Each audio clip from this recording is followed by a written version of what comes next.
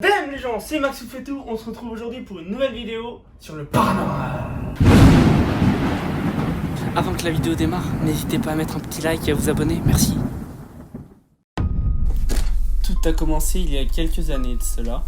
Je devais avoir 20 ans. J'ai réuni mes amis, du coup il y avait moi, Don, Dan et Danny. On s'est réunis dans ma maison pour voir qu'est-ce qu'on pouvait explorer. Et on a choisi d'aller voir la maison hantée dans ce coin-là. Du coup nous avons décidé d'y aller dans l'après-midi. Nous sommes arrivés devant et elle était en très mauvais état. Elle était vraiment abandonnée. Il n'y avait personne à l'horizon. Et elle était en train de s'effondrer, de moisir. Il y avait des arbres dessus. Du coup, j'ai eu l'idée d'aller voir de plus près. Et il y avait un puits à côté qui était plat, rond. Et par-dessus, il y avait une étrange palette en bois.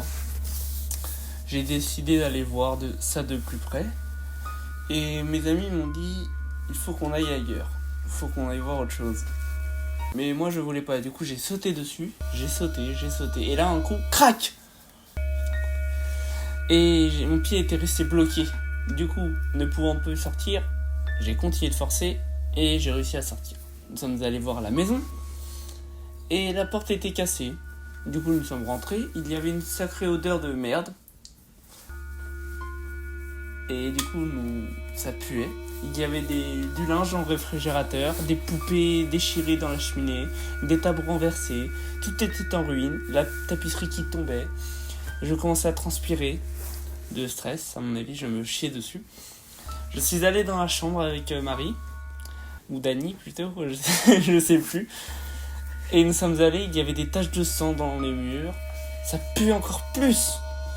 Et je commençais à avoir envie de vomir. Je me dis donc aller voir ailleurs. Et là, à l'entrée, il y avait un monsieur qui tachait le sang, qui avait des taches de sang. Nous avons tous le regard glacial. Il était décoiffeux, avait une sale gueule. Et il nous regardait, il nous fixait sans bouger. Et j'ai veillé. Ah oui, il lui manquait des bouts de son corps, tout ça. On voyait son os par endroits, il manquait des bouts de doigts.